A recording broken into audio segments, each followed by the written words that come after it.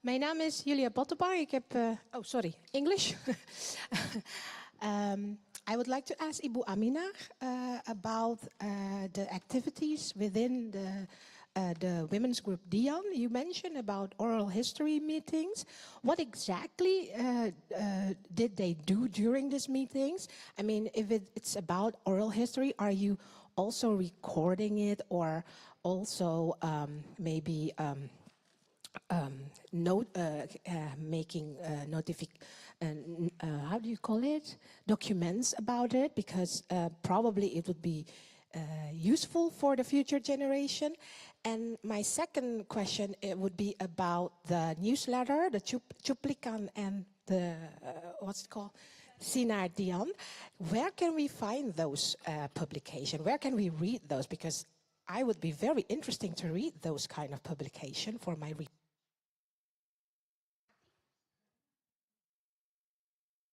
Sebentar saya ambil itu. Nih. Sebentar saya ambil tas saya. Tas yang mana? Try to.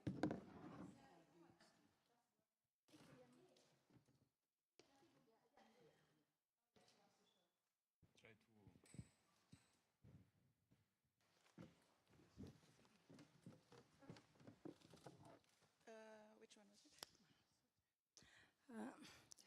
Terima kasih atas pertanyaannya.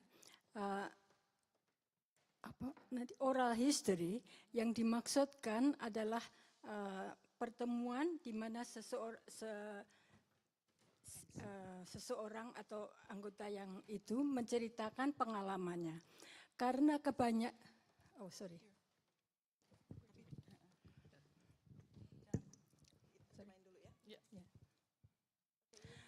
oral history is when someone from in the members of Dian or someone else tell their history. Yeah.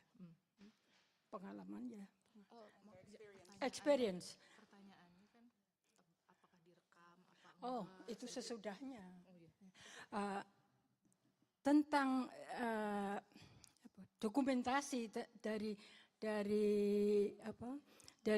wawancara tersebut sebetulnya direkam, tapi sayangnya itu hilang semua. The oral interview actually recorded and documented. Unfortunately, everything is gone. It's lost. Lost. Karena yang menyimpan itu kebetulan pindah-pindah rumah. Dengan pindah-pindahnya rumah itu, ya ketelisut bahasa Jawanya, nggak tahu.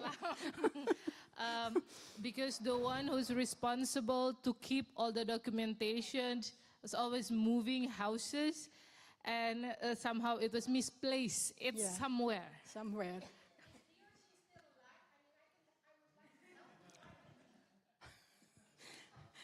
Masih, ibu itu masih hidup.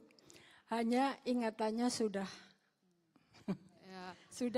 agak sulit. She's still alive. Unfortunately, she have some memories, difficulties with rememberings and memory loss. Yeah. Dan itu banyak. Jadi wawancara itu banyak kami dikerjakan waktu itu. Ya hilang semua. Banyak kaset-kaset. Waktu itu masih zaman bikin kaset. Is still in a cassette in that times, and they have a lot of it in the documentation. But again, the cassette is misplaced. It's not gone. It's misplaced. Eventually, maybe one day we find it. Insya Allah, Bu ya, ketemu. As long as it's not the intelligence. Yeah. Terus apa tadi pertanyaannya lagi tentang? Oh, cuplikan sudah. Maaf, Ada website-nya nggak gitu? Ya, sebentar.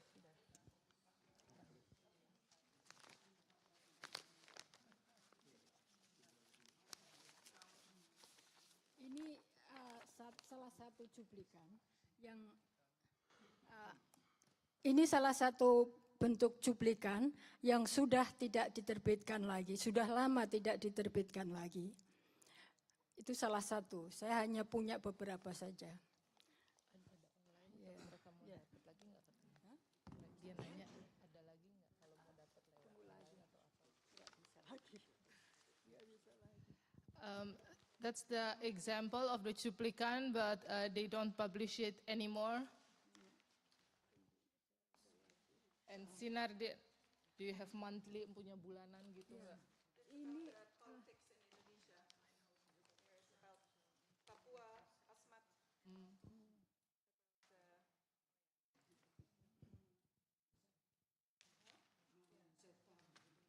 All kinds of clippings, etc.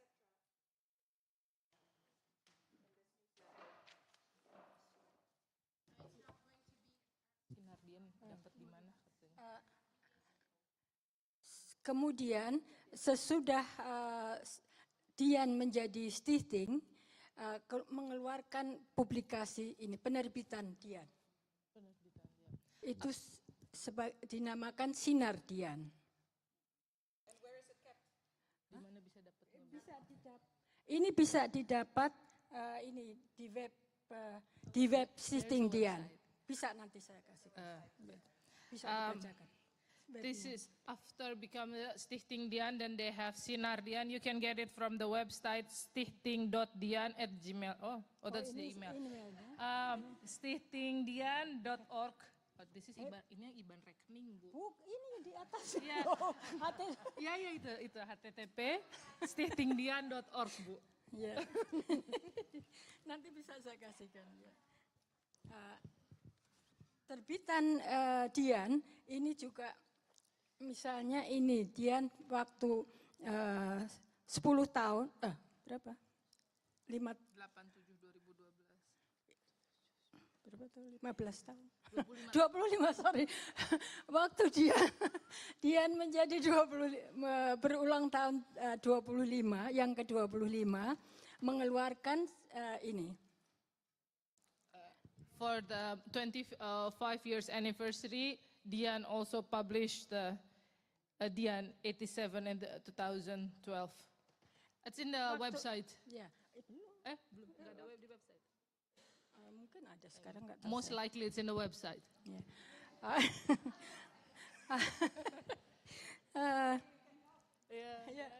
Waktu Dian sudah menjadi stichting selama 10 tahun mengeluarkan ini. Waktu sementara itu Sinar Dian tetap keluar waktu itu. Within that whole 10 years, the Sinar Dian is still make a publication other than basically you can see it in the website.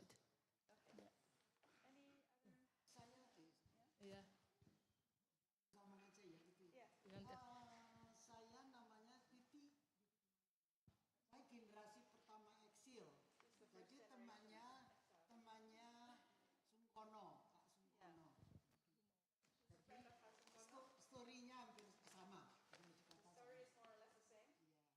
Terus saya ingin mengucapkan juga terima kasih saya pada Watch65. Soalnya saya respect pada mereka.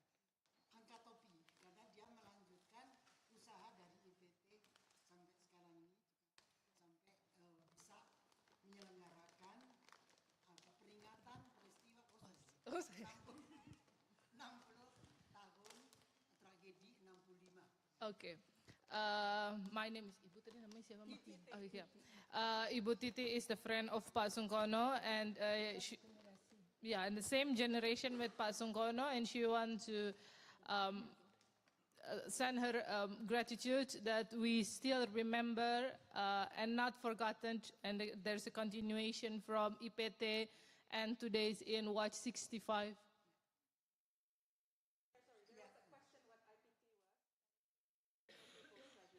International. Tadi ada yang nanya. Pertanyaan saya sebetulnya ya satu aja. Yang itu yang dikatakan Pak Sungkono bahwa pernah si Mahfud itu waktu kita bertemu ngomongnya dia itu kalian tidak bersalah, kalian bukan pengkhianat. Itu untuk saya terkejut sekali. Sebab saya selama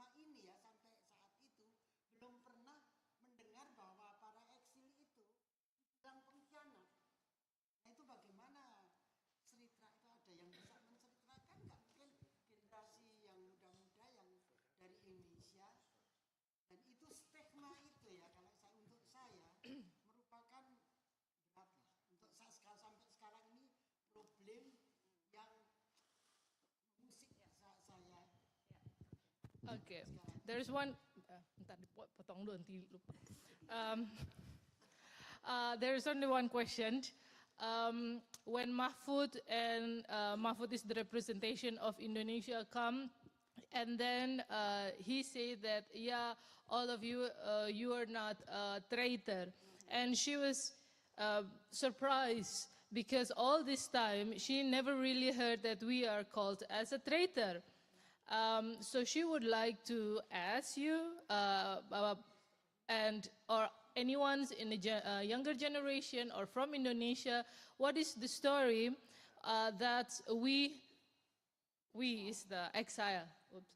The exile was considered as a traitor. What is the story back there in Indonesia? If any of you can add up to that image they have back in Indonesia. So she asked back to the audience and Pak Sungkono as well. There's somebody who. Say your name. Oh ya. Oh, bisa. Begini ya, Mahfud MD itu tidak langsung mengatakan bahwa di luar negeri itu banyak orang-orang yang dianggap pengkhianat. Tapi dia kan menteri yang melaksanakan keputusan presiden. Pada waktu dia diwawancarai atau bicara di TV, dia mengatakan bahwa sehubungan dengan pelaksanaan penyelesaian pelanggaran HAM menurut jalur non-yudisial, dia akan ke Eropa, ke Belanda. Dia bilang di sana ada sejumlah orang Indonesia yang tinggal nggak bisa pulang sebanyak 39. Mereka itu bukan pengkhianat. And the rest are. Ya. Terus problemnya begini, loh, kalau dibilang yang bukan pengkhianat itu 39 saja, sedangkan para eksil di luar negeri itu ada kira-kira 150-an. Terus yang lain itu artinya pengkhianat toh? Oke, ya, terjemahin dulu ya. Penting itu Pak, penting. When Mahfud is the Ministry of Justice the time when he's interviewed in Indonesian television, and he said and he explained that he will go to Europe to deal with untuk masalah apa the judicial the non-judicial human rights problems, and he stated that we will deal that these people were not a traitor. There's 39 of them who just that they want to deal with in the judicial way. It's not a traitor. But the thing is, there's more than 39 people of exile in Europe. If he said that only 39 is not a traitor, how about the rest? Because there's up to 150 exiles in Europe. What happened with the rest? I think there are more than that, but anyway, the rest are considered to be traitors. The term traitor did not disappear. So yeah, indirect. Ini saya masih terus. Dalam kaitan ini, Watch 65 menyampaikan protesnya. Karena di luar negeri ini kan memang kita ketahui, Watch 65 ketahui itu jumlahnya masih ratusan. Yang kita sebut eksil di luar negeri itu terdiri dari para petugas negara. Misalnya duta-duta besar. Duta-duta besar yang waktu zaman Soekarno ya memang diangkat oleh Presiden Soekarno. Kemudian wakil-wakil Indonesia yang bertugas di luar negeri. Seperti wakil Indonesia di OISRA, Organisasi Internasional untuk Setiakawan Rakyat-Rakyat Asia Afrika. Kemudian juga para petugas-petugas organisasi yang sah di Indonesia waktu itu berkunjung atau bertugas di luar negeri, bertambah para wartawan dan mahasiswa. Kalau mahasiswa memang ratusan.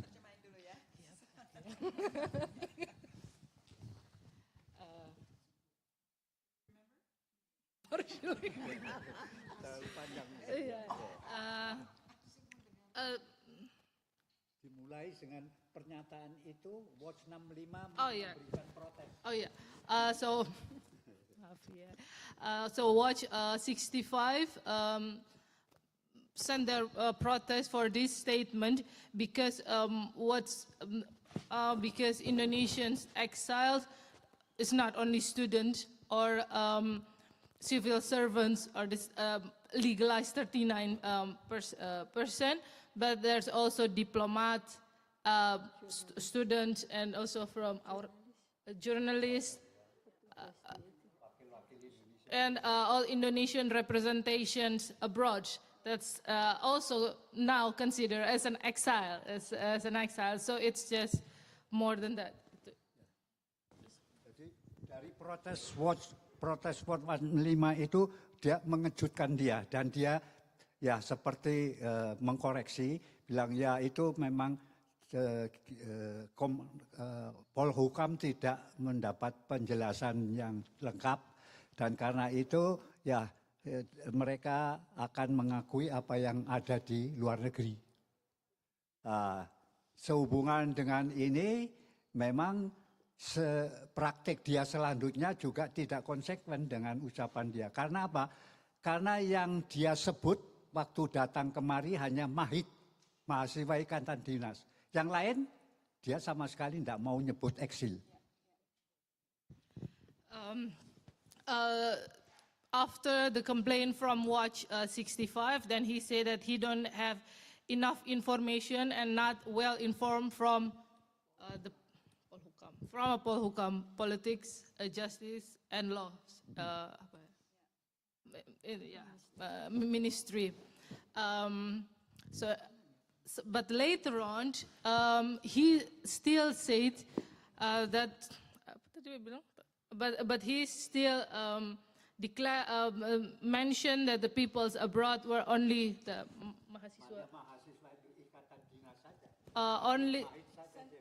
only the students that were sent by the government, and he still not mentioned about other people that were actually when the Watch 65 is complained on him.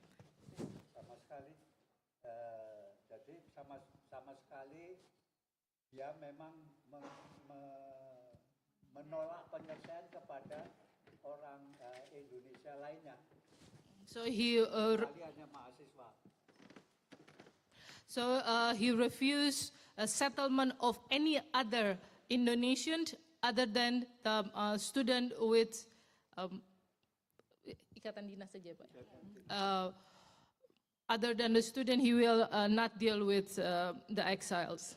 That 39 people that he mentioned, the one that's sent by the government.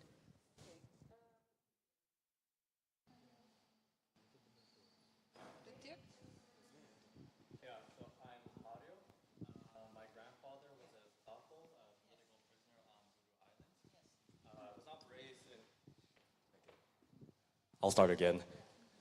I'm Hario. My grandfather was a Tapol, a political prisoner on Buru Island. I was not raised in Indonesia. I was raised outside Indonesia in the US and in Belgium. I only found out about my grandfather's story 10 years ago. 10 years ago. So I did my master project on my grandfather. My grandmother and my mother did not want to speak about it, and I did that master project about 8 years ago. My question is, I've never actually published or talked about my master project up to now because I'm afraid of reprisals, because I still want to visit my family in Indonesia. How's the atmosphere in Indonesia about talking with this subject? Can I talk about it here without, can I still come back home? Can I still go back to Indonesia, basically, if I talk about it here? I know. Well, yeah, I just see 3-4 cameras here. Don't worry.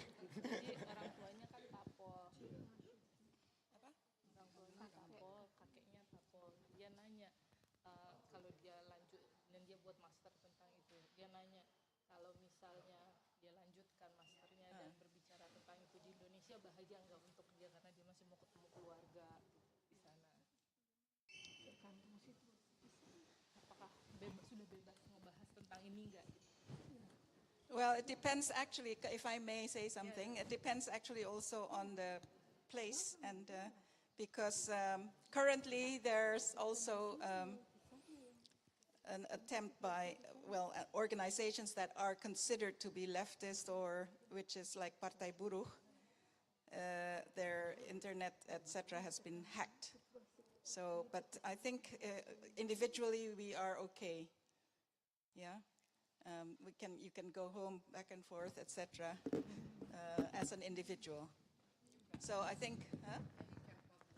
And you can also publish. I mean, universities are not, immediately reporting everything. So it is still necessary to write about this because without that, the plan to rewrite history by the government will really destroy every the story of the reality, the historical reality will be destroyed.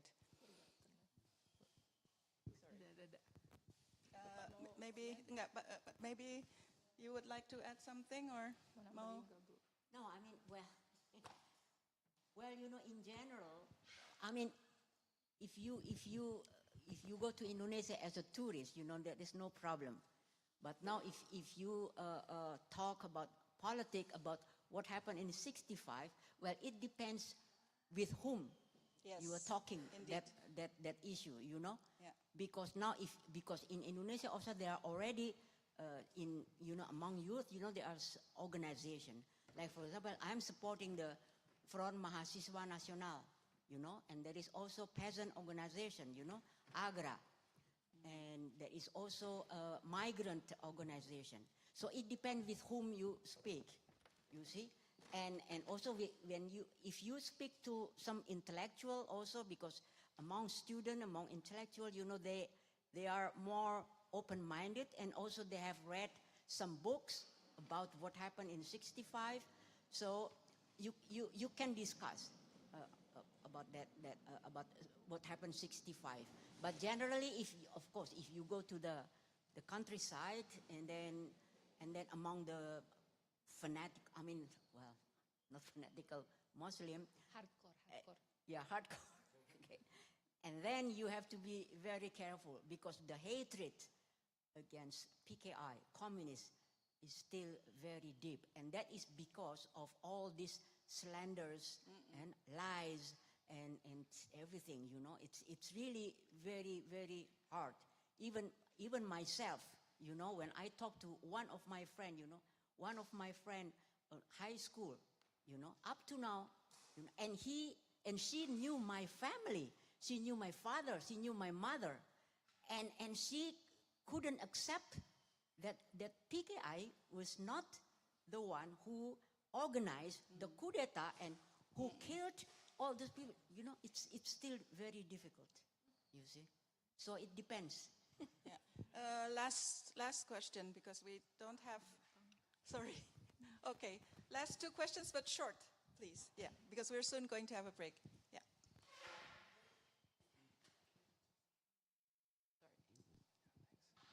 Hi, I'm Bayu, and I also wanted to relate a little bit to your question and relate it to my experiences and my parents' stories. And so I'm basically second generation. My mother is a direct.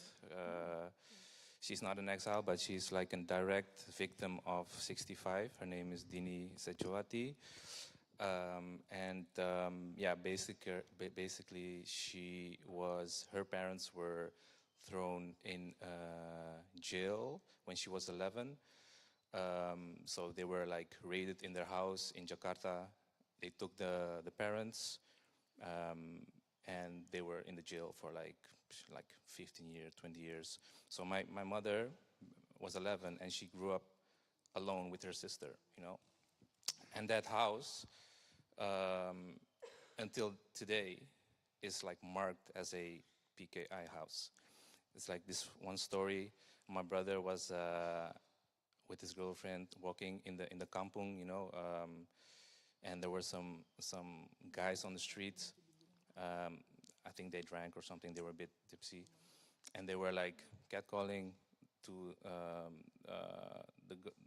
my brother's girlfriend, and my brother. He was saying something about it, and then he was saying like, hey. Reminding him, they were saying like, this is Indonesia, this is not PKI, this is so basically people in the kampung knew that we were from that house, which is, a PKI house, basically. So, yeah, it's branded until today, basically. But, yeah, me and my brother, we still go there. And when we are, in that kampung, we somehow, it's also a choice, like, are we going to be fearful, or are we just going to stand up and we're just going to do what we do? So, yeah, we both of us, we're not afraid, but we do have some fearful feelings, I think, So, basically, that is the situation. Yeah. Thank you so much. This is so important because it is also to face the future where the Indonesian history will be rewritten by the government. I think every individual with this kind of experience should really write down your life histories and your experiences, whether it's your parents or your grandparents or yourself. It is very important to have it all written down just for documentation and archive. And it can be safely kept as long as we know where it is, etc., so that is part of written history also. Okay, last. Yeah. I'm here. First of all, I'd like to thank Watch65 for organizing this event, because I think it's very important to inform everybody, the world. So I have three things, I think. I think the first thing is your question about Indonesia, how it is there. I travel a lot to Indonesia, and the last years I've tried to contact the people who are involved in this history of 1965. And I found a lot of people who can talk really free about it, because I like to know that also. Because in the beginning I was also afraid that I would, say something that they might get into trouble. But I think that everybody knows that there's a movie about exile from Lola. I think most of you have seen the movie, the interview. So and I was there last year. I was on two events.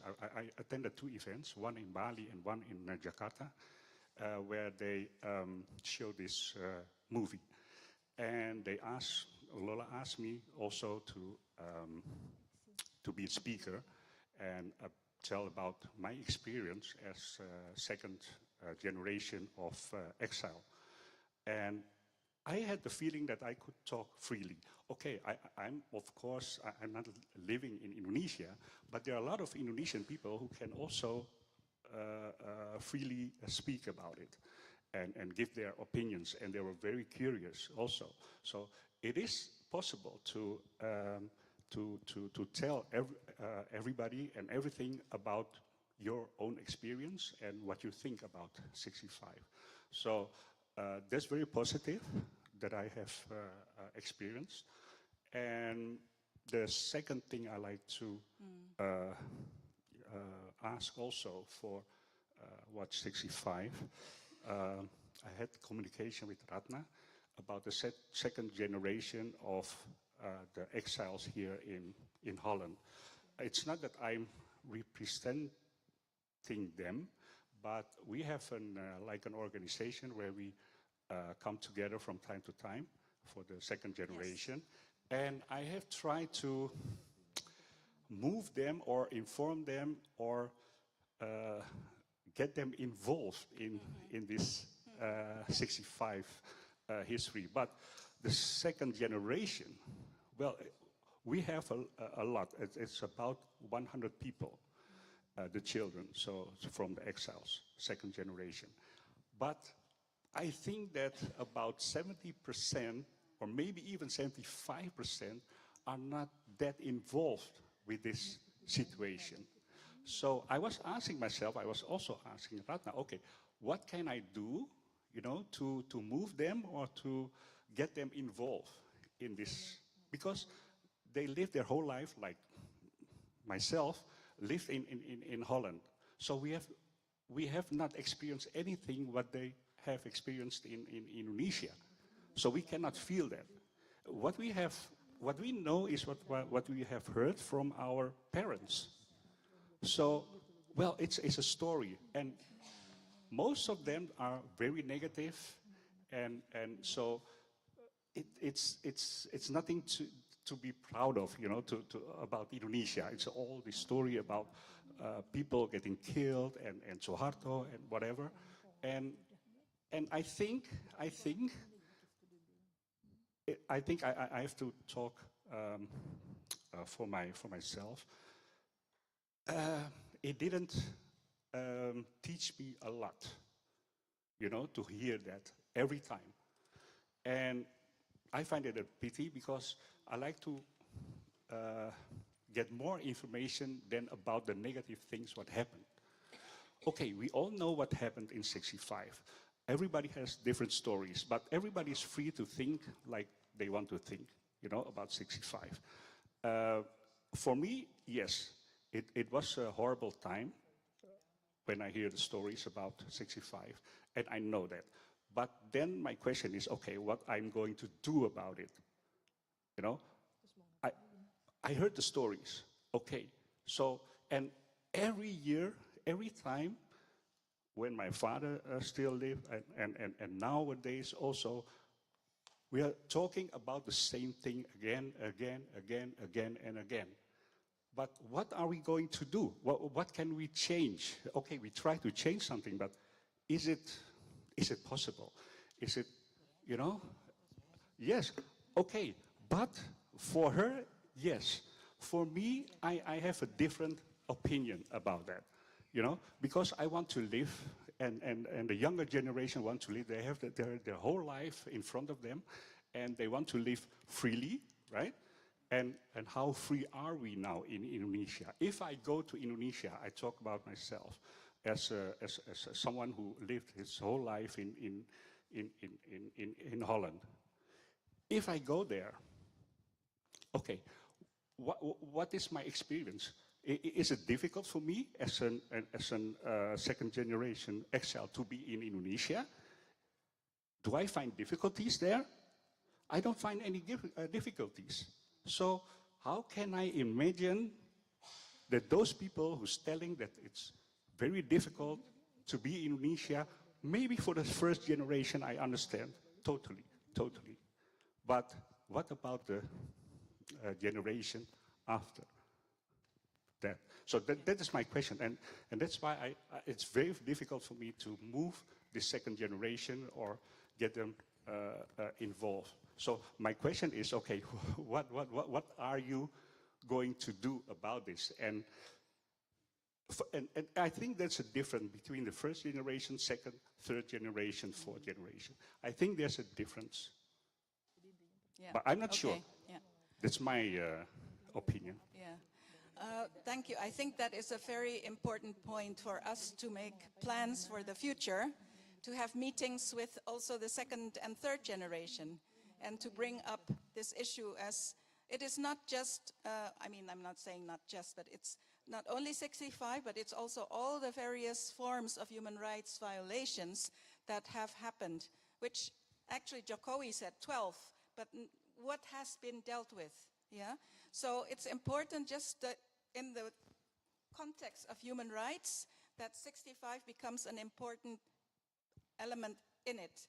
And also, we have to remember, it is very dangerous when history books are written in the version of the state.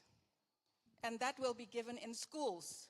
And that will also sort of brainwash the students in schools about the real history.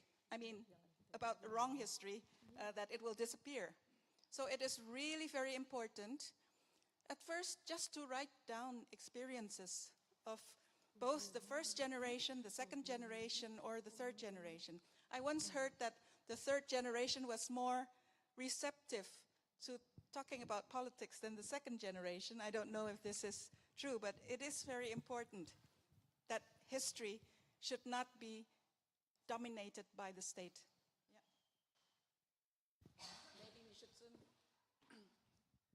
Hi, my name is Sabina. Thank you very much for this day. Maybe I can just shortly say something about this erasure that keeps happening cyclically and the different generations. I'm a filmmaker and I've been working on the erasures of the period before 65, in particularly on the violence against women under Dutch colonialism. Focusing specifically on the 1920s and 30s and women under indentured labor brought from Java to Sumatra. This also have been able to understand my own maternal ancestry, so maybe I can say something of like 6, 7 generation, which also was something my mother didn't know. She didn't know her grandmother was Indo. So I recognize this jump of a generation later being able to dig up and to speak about it.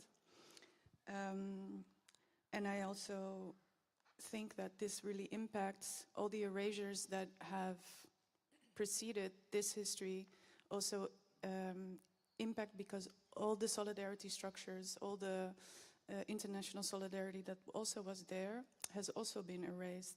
And so the lack of positive stories is also been erased and recovered. And I just want to end in the present, which is that I'm currently organizing a solidarity event to support student activists at risk in Indonesia right now through a group that I'm working with in Yogyakarta. And we're gonna have an event in the next weeks in Amsterdam. I wish I could give you a date and a location, but I'm still working on that. But we're going to be screening the film Turang, which is a film from '57 by a leftist filmmaker, Seagian.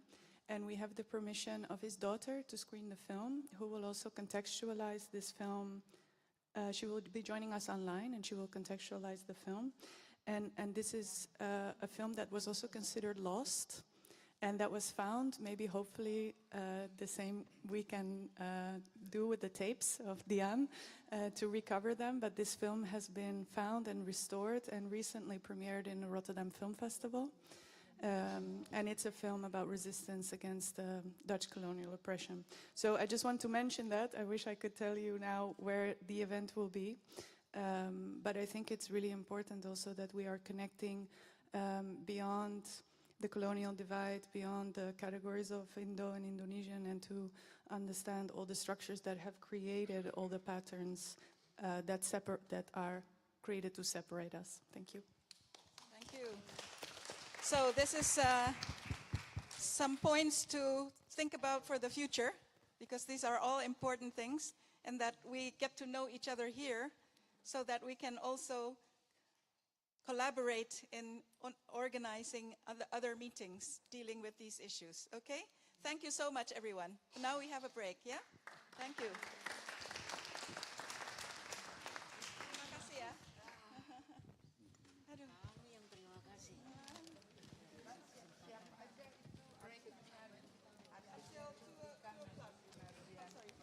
The break, Yatun, it's 2 o'clock, yeah? Yeah, so our next session is 2 o'clock, and that will be about the website, Gerak Ingatan, yeah? And then you can eat lunch, free lunch for everyone.